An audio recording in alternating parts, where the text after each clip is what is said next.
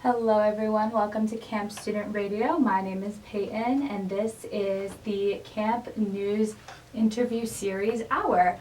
We have a very special guest today. Special guest, would you like to introduce yourself? Yes, hi, my name is Ayah Sadideen. I'm the Vice President of Students for Justice in Palestine, also known as SJP. Very amazing. And then just to cover some ground, pronouns, like...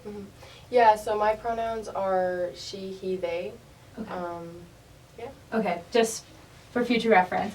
Okay, so we're just going to kick off the interview and get right into it. So, what kind of programs do you and your organization do on campus? So we do a lot of workshops besides our general meetings. So a lot of what we do is just trying to really put this idea of what Palestine is and the difference between Israel and occupied Palestine. And then just doing a lot of work around that, and so that goes into like I said, doing workshops where we have some of our members actually do some stuff. So we just had a workshop talking about Palestinian resistance and Palestinian portrayal in the media. Yeah, so we just do a bunch of kind of redoing the narrative of what's already there. No, definitely. Do you guys do any work off campus as well? So currently we're trying to organize with an organization in Tucson called Mass Lib Arizona. And so that's kind of just in the works. We are trying to do more with community, but as of right now we're really focusing on students and student interaction and stuff like that, just because there is a lot of misconceptions on occupied Palestine and Palestine itself. So do you guys do a lot of collaboration with other organizations on campus specifically, or are you guys more your own entity kind of thing? So yeah, we love to focus on doing stuff with other student organizations. So we work really closely with the LGBTQ Resource Center as well as the Women's Gender Resource Center. We love to show intersections between different societal issues. And so we do a lot of one of our workshops we talk about Black Lives Matter movement and then Palestine and how you can't really have liberation if not everyone's liberated. So yeah, we do a lot of work. Very amazing and lovely. Oh my goodness. So I guess that the semester is kind of sort of wrapping up, but what were some of the goals that you guys had set out at the beginning of the year? Do you feel that you've achieved those goals thus far? So we actually, though it is the end of the year, or the end of the semester, we do have something in the books for late April, talking about apartheid and stuff. So we'll be having a bunch of different, it'll be kind of like an apartheid week, so we'll be talking about, we have a really popular workshop called Palestine 101, which is open to students and community members, staff, and faculty. To come learn about everything and anything Palestine and kind of the history, and just doing a bunch of things throughout that week. But honestly, we've really set up on trying to get some more students involved and kind of grow SJP, just because we were inactive for a few years, and then our president Bea got it back up and running and everything. So we've just been really trying to get some new students, which we have gotten some new members, which has been really nice. So how are new students able to join or find out about when the club meets? What are some good resources to get on that? Yeah, so if you look us up, Students for Justice in Palestine in campus groups, you'll be able to find us and apply or get sign up to be a member. And then we do have an Instagram. I believe it's Arizona SJP. But if you look up SJP, it should be the first one to pop up, either that one or ASU. But I mean, you'll still be able to find us through ASU. Okay, cool. Oh, so then is this organization something that transcends universities? It's one parent organization? Yeah, so it's a national and Canadian organization. So there's a bunch of chapters all over the United States and in Canada and some other parts of the world. But the United States definitely has the most chapters. So yeah, we try to work really closely with ASU, Ohio State, just because they have a lot of groundwork already done. And they've been around for a really long time at this point. So we like to get in contact with our contacts over there. Mm-hmm. And we want to actually have some of them like come in or like do a Zoom and just kind of like tell us what they've been doing and stuff like that, just to get an idea for like members to like get involved and like actually take on some stuff as well. Not just greater issues. Yeah, definitely. Yeah, do you find, because the organization obviously that you're talking right now is like university based, as people graduate college and then go into the professional world, are there organizations like akin to SJP in the professional setting? I wouldn't know too much about that, just because in the professional world you're not really supposed to talk about Palestine. So it is kind of, for a lot of, especially like Palestinians who own jobs and have jobs in America, a lot of the times if you say that you're Palestinian or you're involved with anything like Palestine liberation related, you are at a very high risk of losing your jobs or being censored. But a lot of like alumni and whatever there, and like students or like staff and faculty are involved with SJP. We're like the closest one to them. So I know that ASU there are some like supporting people and like community members that they can't really do too much, so they get involved via SJP, which is really nice. Oh, it's kind of like heartbreaking. Yeah, it's a little bittersweet for sure. But it does kind of help us grow like our relationship with the community. Yeah. Even though like we at that point we have to, it's still like, you know, it's a place for them. And then I guess on the other end of that spectrum, well, I mean, like public education is such a mess right now, but like, are there anything like where like high schoolers can join on that level, or even people like younger than that? So that's honestly a great question. I don't think we've thought too much about it. We kind of think about like anyone who's like a non-student, whether you're like a high schooler or you're actually like a older community member. We just kind of focus on like doing more community-based things. And so like if people come and they, you know, really like what we're doing, they're always welcome to like get into contact with us to see what more they could be doing, whether that's just like boycott, like divestment and all that, sanctions, or if it's just like actually doing like groundwork and like, you know, going out and like coming to meetings, signing petitions, all that stuff. So while advocating for justice in Palestine, I know you work to spread information about Palestine history and culture. What kind of events do you organize to teach people more about Palestine specifically? So like, what are give me like the rundown of a typical agenda. Like you're saying how there's an event coming up discussing apartheid, like what would a meeting like that look like? So usually we will have, so a lot of our meetings we love to focus on like audience interaction. So we'll have like a PowerPoint on like specifically what we'll be talking about, and then we'll have some like bullet points and like pictures and stuff. But a lot of the time we like to use PowerPoint just because people come in and they take notes. Oh wow. Yeah, so it's really important that they have like a source in case that they can't come. They have a source that they can look at. Or that if they do, they don't have to like scramble to write everything down as we're talking. They have like, you know, key facts and like key points on the PowerPoints, which is really nice. But yeah, and then we have like a section in the middle, sometimes towards the end, where it's a lot of like audience interaction and like asking the audience like their ideas and like what they think, or like even just for Palestine 101, for example.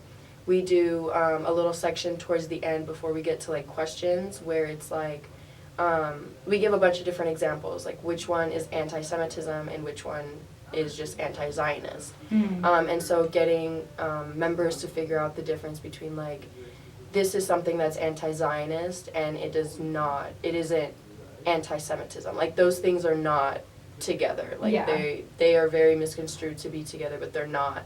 They're not synonymous with one another. So we do a lot of work like that, just so when you find things on Palestine, like, you know, out and about, you're able to decipher, like, are they actually being, like, pro-Palestine, anti-Zionist, or are they just being anti-Semitic under the guise of, like, anti-Zionism? So just, like, teaching them, like, keywords, things to look at, or things to look out for. So a big part of it is, like, media literacy. Yeah, for sure, because it's one of the easiest and most effective ways of completely denouncing an organization, or especially like indigenous resistance. We saw that with, you know, the United States and indigenous tribes here, and we've seen that like all over with the United States and their media and like other indigenous resistance groups like in Cuba and whatnot. So how is it as, I guess on a more individual level, being, you know, involved in this organization or being Palestinian yourself, like how is that experience, I guess, shape your lens in your day-to-day life? Yeah, so for me, I guess the biggest way that it shows up is I tend to have very too little to no patience when it comes to like hearing things that are very like anti-Palestinian or very much on the border of being anti-Palestinian, which is something I definitely need to work on, because in order to, you know, connect with other people and to change their minds, you do have to connect and you do have to meet them in the middle. And then, you know, like tie things into their, like I tie material things that they face in their lives to the struggle. So yeah, I can't remember specifically. No, that's totally fine, but these are important things to note. So how can students best support your cause? Yeah, so specifically when it comes to supporting SJP at the U of A, just really like paying attention to like what we're posting, like when there's general meetings or when there are workshops, like coming through, even if you can't come, like at least getting in contact with either me or Bea, SJP president. That way you can have access to like the PowerPoints and the materials that we do use, because you don't have to be there in order to do your own work. Like we expect our members to be disciplined in the fact that they're doing their own work and they're, you know, looking at things and they're doing stuff. So yeah, but when it comes to like supporting the Palestinian cause in general, the biggest thing is just like not supporting and like giving money to companies like Pillsbury or Sabra, because they operate in illegal occupied Palestinian or Palestine settlements, or I guess illegal Israeli settlements, and yeah, so just that, and like speaking up, and like whenever something comes up about Palestine, just being aware of like what is being talked about and like the tone of the conversation. Yeah, and then very good insight. So then what changes would you like to see happen at the U of A among students and with administration, kind of in relation to SJP or your advocacy, or just how things are perceived in general? Yeah, so the U of A, it has a very large Zionist presence here, and the administration is also very Zionist in the way, in like who they have do their repairs and like have construction, like the Caterpillar machinery. They are used in Israel to occupied Palestine, to bulldoze Palestinian ancestral homes in front of them, and if they don't do it themselves, they're fined. So just doing like divesting out of those places, yeah, just like little things like that.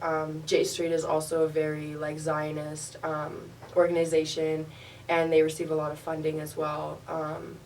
And just like combating those things, I guess I'd like to see less of like, I don't know, like Zionist presence, as far as like even in academia, like when you're writing, you see a lot of talk about like Israel rather than occupied Palestine, which completely erases Palestinian natives and, you know, people who've been there all their lives. Yeah. So as far as like the curriculum being taught, then when talking about this specific subject, you feel like some of the diction is just not appropriate and the reference material is skewed? Yeah, absolutely. There's actually a course that's like on like history and whatever of Israel, and it's crazy because like the history of Israel barely just started, so there's not much to cover. Yeah. And not even to mention that it's a settler colonial occupation, apartheid. So, you know, just like all these things, it's kind of just like, how is this getting school funding to have this course? Yeah. Do you think as, you know, the years pass and obviously generations change, there'll be more like aligned ideology in America towards in like support like causes like SJP, or do you think it's gonna always be this like kind of tension-filled divide? Yeah, so honestly I really don't know, just because There have been some studies out there that's been done, like political studies, that have shown that there's a growing number of Americans realizing that like the occupation in Israel is not something that's good. Like it's not normal. Yeah. It's not something that we should be aiding or funding as like an American government.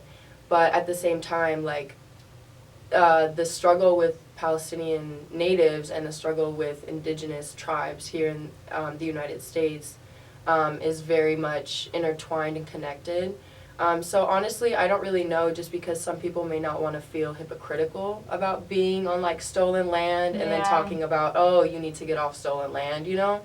But I do like to think that there will be like a growing acceptance towards pro-Palestinian people and Palestinian folks as well.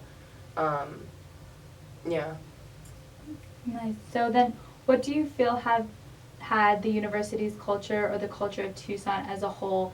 What impact do you feel that you have had at the university's culture or the culture of Tucson as a whole? And what do you hope listeners take away from what you have shared today?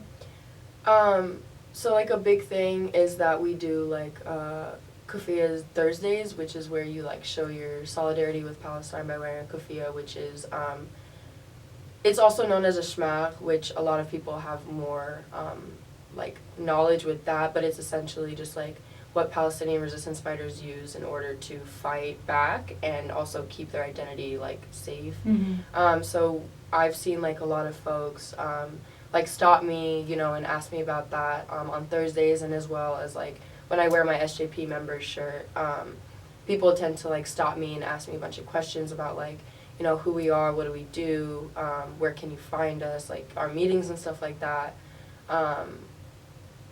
So yeah, I think that's everything. So then I guess my last question that I have for you today is, what piece of advice would you want to give everyone listening, or that everyone will listen to this recording right now, about SJP, about, you know, existing in stolen space, and about learning when to listen, et cetera, et cetera? Yeah, so some advice I would give is just like being like doing the research on like what you're talking about, as far as like if you know someone who has any experience with that, just like talking to them and like figuring out where they are can even give you a lot of insight, like especially if you don't know where to look. Talking to someone who is honestly, I hate to say it, but on both sides you get to see like the difference in the narratives, quote unquote, that are being painted. And you really get to figure out like, okay, well, someone's definitely lying, and I don't feel like it's the person who's lying about like attempted genocide. You know what I mean? So you kind of have to like, I really do hate to say it, but like talk on both sides to people and like really figure it out. But I guess like the biggest thing that people can do is just like, especially looking up like places that you can boycott, because I mean like it's easier to boycott like Pillsbury and like Sabra, stuff like that, which are the most popular, than like you know, like the university divesting out of Caterpillar company. Yeah. So like it's much easier to do some stuff like individually like that, and then have your friends kind of join in with that, and then really just like the Palestinian community isn't too large in Arizona, or like Tucson specifically, so it is a little bit harder to find people who are actually Palestinian. But for me, like I get a lot of my information from like Twitter, just because Twitter is one of the only like social networks that doesn't necessarily censor you on a much like Facebook and Instagram, they both censor people so badly, especially like pro-Palestinian and Palestinians on the ground. So I would just suggest like finding places or finding accounts that are like actually Palestinian and like actually like Palestinians on the ground talking about what's going on, because a lot of the time, like, you know, they send pictures, they post things. It's like real-time information. Yeah, and so a good site, one of my favorite sources that I like to check on, and they're also on Telegram for folks who use that app, is Resistance News Network. If you guys would like to like find them, there is a link, I believe, on our link tree in the Instagram bio, but essentially if you just look up on Twitter like Resistance News Network, it should come up. But they've already, you know, they're one of the biggest like resistance news networks, and they've already been censored and shut down a few times. So Oh like, my God. yeah, so it's really just an ongoing battle, trying to keep them up and like trying to get them back up after they've been, you know, taken down. So it's just, you really gotta like stay active with them because they're constantly like, so many accounts that speak up are obviously like always being suppressed or like censored, and so you do have to keep up with it. I won't lie to you, like it's not something you can just follow and then not see for the next few months, because that account may very well not exist in a few months. That's insane. Yeah.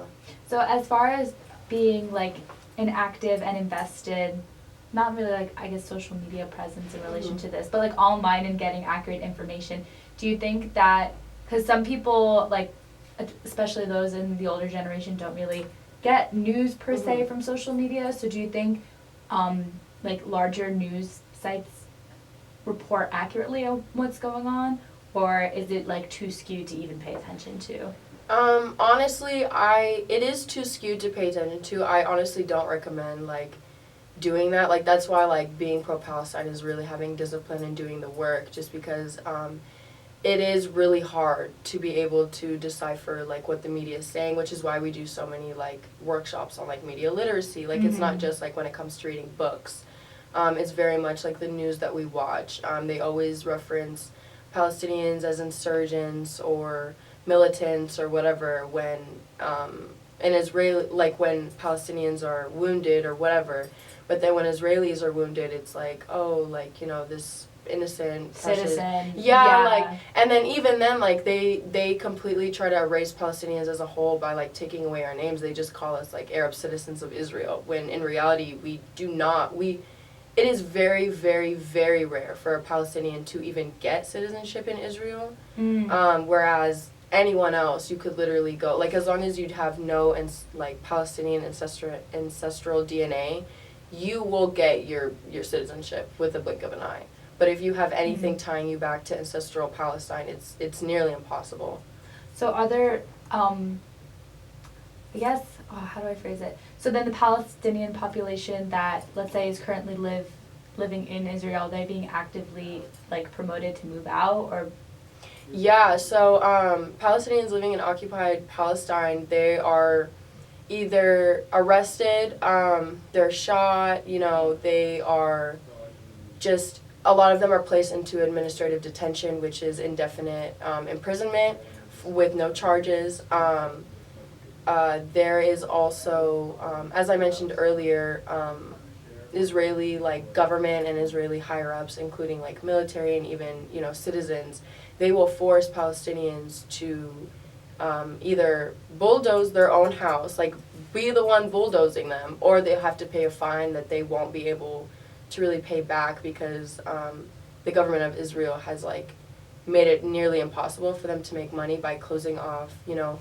Palestine was very wealthy when it came to their trade, like versus like on the sea and on the land, we were very diverse and very successful. But you know, being in an open air prison, you are not able to access the sea. You're not able to access different parts of the country. Like some Palestinians don't even know how to make dishes, like ancestral Palestinian dishes that use fish, because they weren't close to the, you know, the sea. So yeah, like the government of Israel really does its best, and like not even just the government, like there are citizens too who you know partake in this and like participate in this. There are so many, like when you go to occupied Palestine and you want to live there, the Israeli government will kick out a Palestinian from their ancestral home that's been in their like DNA and like with their ancestors for you know, going back to pretty much after the Ottoman Empire. Like it's just, I mean, my house, like my family's ancestral house, we've had for ages, like decades upon decades, and it was destroyed. So after, when my father was like forcibly displaced from his village in 1947, I believe, shortly after the first Nakba had started.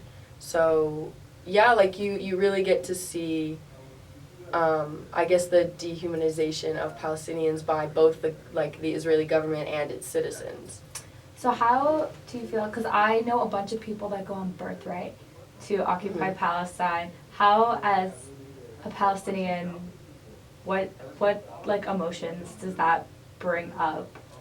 Honestly, I have mostly emotions of just complete rage and anger and just sadness because, you know, a lot of these people have like 0.001% of Jewish ancestry, and yet they're funded and able to go and these birthright trips completely paid for, you know, and they like brag about it and they rave about them, and it's crazy because it's like, you know, you go to indigenous land and then you see the natives of that land being completely just abused, mutilated, you know, our martyrs, the people who die for our cause, you know, their bodies are kept for years and years and years by the Israeli occupation. And there are many times where, like, we've never gotten bodies back. We've never gotten the bodies of our martyrs. And, you know, for people to go there who, you know, aren't even Jewish sometimes, like, for them to go there and brag about, like, oh yeah, like, it was amazing, it was beautiful, like, thanks so much. I will never be able to go walk the streets of my where father's my father village. grew up. Yeah, like, I'll never be able to see what he experienced. I'll literally never be able to do that because, like, at that point, like, you know, my father's village is literally the dirt on the ground. And, like, you would be putting yourself in danger going and, back. And especially, like, you know, the apartheid wall, like, it is a very dehumanizing thing to go through. Palestinians spend hours there just waiting to cross over.